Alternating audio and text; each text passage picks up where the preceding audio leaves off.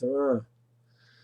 This year is entitled Avraham's Purchase of the Marata Machpelah, Parshat Chayesar. So we all know that Ephron took advantage of Avraham. At first he offered it for free. It sounds like it was very nice. Then once Avraham pushed him for a price, he charged a lot, according to Rashi. 400 shekels was way above the market price. But Avraham bought it anyway. Simple reason is because he said, I don't care how much you're charging me. This is a legacy for all generations to have Marata Machpelah, and it's worth it to me to pay such an amount. Ramban used the term that why did Avraham purchase it? Because of Nidvat Libo. His good-heartedness, his generous personality, that's why he did it. The question was, what does that mean, Nidvat Libo? He was being generous to Ephron. He was taking care of himself and his children and future members of Klal Yisrael. And he was thinking that this is a worthwhile purchase, even though I'm overpaying for it, but that's worth it for me. So for me, I'm not overpaying. What's Nidvat Libo? Person comes to the door and asks you for money in the middle of eating, enjoying a family, and you go, you stop, you welcome him, shalom aleichem, you give him a nice cup of water, some money, whatever it may be you choose to give. That's Nidvat Libo. You're a giving person. You're driving, you see someone needs a lift, you stop, help him out, put the packages in your car, and bring him to wherever he needs. Nideev Laiv, you're Nideev Laiv, you're a helper, you're a giving, generous person. Avraham is making a deal with Ephron that's fit Avraham's best interest. Where's Nideev Laiv? Where do we see him as a giving person?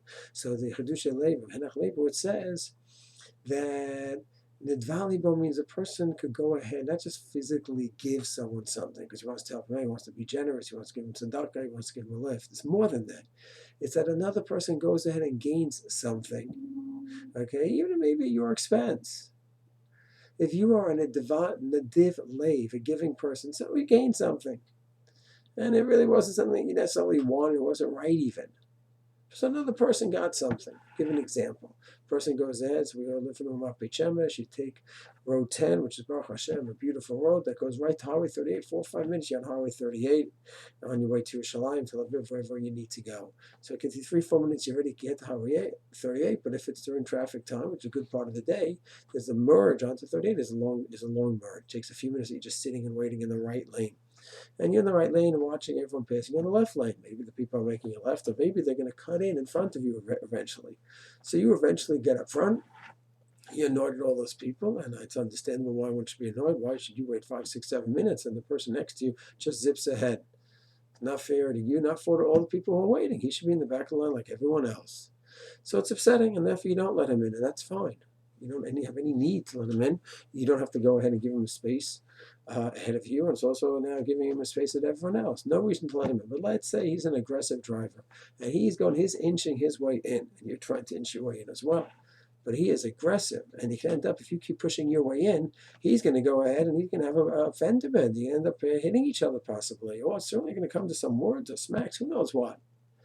So a Nideev Laiv is a person who is not a friar. Not a person who's, oh, fine, everyone just take advantage of me like the giving tree. No, not true. The difference means, right, he's right now getting me. Okay? He's getting in line, and he didn't wait a second. I waited 10 minutes. The difference means that person doesn't mind that another person is getting ahead of him. Okay? That doesn't mean that it's right. It was wrong for that person to go ahead, and you had no reason to let him in. But once push comes to shove, where the situation is that if you don't let him in, there could be an accident here or who knows what. So let him take advantage of you.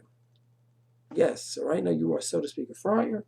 Okay, you're being taken advantage of, and he went ahead and he won. And it definitely he's not going to be set off by that. He'll rationally look at the situation that he should not go in front of me. I'm not planning on letting him in front of me, but now that I see the situation the way it is, I'm going to let him in. I'm not going to be upset. I'm not going to be all angry. This guy has his issues. He has midas that he has to work on. So Avraham Avinu, he knows that Ephron is thinking, I got Avraham. This field is worth a few shekels, and I'm charging hundreds of times the amount. Avraham knows what Ephron is thinking. Avraham knows that Ephron is looking at him as a friar. He took advantage of me. It doesn't bother him, because rationally this is the right move to do.